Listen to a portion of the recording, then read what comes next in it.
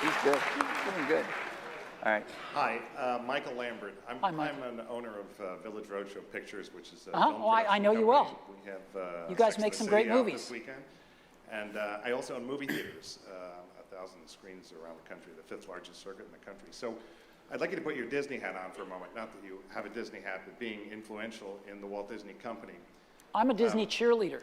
I have a hat. So, so wearing that hat, my question is around the consumer coming to the content versus the content chasing the consumer. And this is something that troubles me a lot in the business, because as a producer of films and a copyright owner, it seems to me we've made a very good business all these years of making the consumer come to us. Forcing him to sit on the couch and interrupting him with commercials was a very good business for the content creator. Maybe not so convenient for the consumer, but very good for us. The economics around interrupting the consumer with commercials was good for us. Making the consumer pay to go to a movie theater is good for the producer of the content. The technology which allows the consumer to get immediate access to this it changes those economics, and you wear both hats. So I wonder if you could speak a little bit about how we preserve the value of the content and still the convenience. Thanks for asking that, because frankly, I was going to ask you about when will the media company...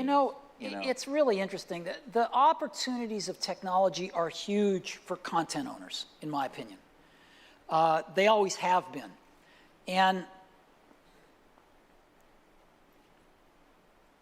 as an example, the way that we market movies is undergoing a radical shift. It used to be that you spent a fortune running advertising on TV to run your trailers.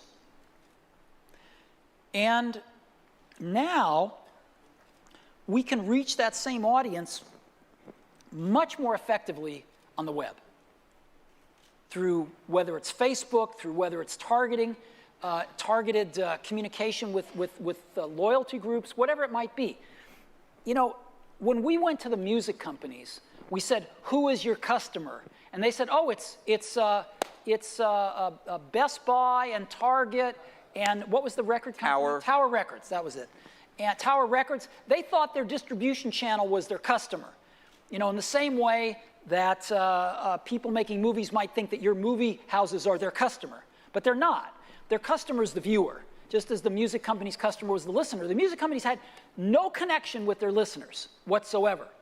And so what changed in the music industry was not the back end of the business, the A&R, the seeking out and developing of artists and talent over, you know, which is just as important now as it ever was. What changed was the front end of the business.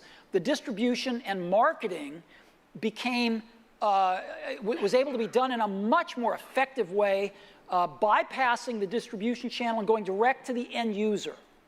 And that's what's going to happen in visual media as well. And the marketing's going to get a lot more interesting, more precise, cheaper, efficient, but the content is going to be just as valuable, if not more valuable in the future. So what the studios need to do is is to embrace this new front end of the business, to start knowing who their customers are, and to start building mechanisms to communicate with them and tell them when their new product is coming out. And also to let them watch it wherever they want, whenever they want. And when do you think that'll happen? I'm just curious, because it's starting to happen now in television, because people, the studios feel, same guys, right, that make movies and TV shows, they feel less protective, or they're more willing to experiment with their television properties than they are their film properties. So you're starting to see it in television. You can get TV shows now, in some cases for free, the day after they're broadcast. In some cases, in our case, we sell them the day after they're broadcast. And you're starting to see it more and more with film too. So I think that is changing a lot in the next 24 months. Okay. I even think there's going to be a way to watch a first-run movie at home before it comes out on DVD if you're willing to spend a bunch of money. A bunch of money. A bunch of money. I guess over here.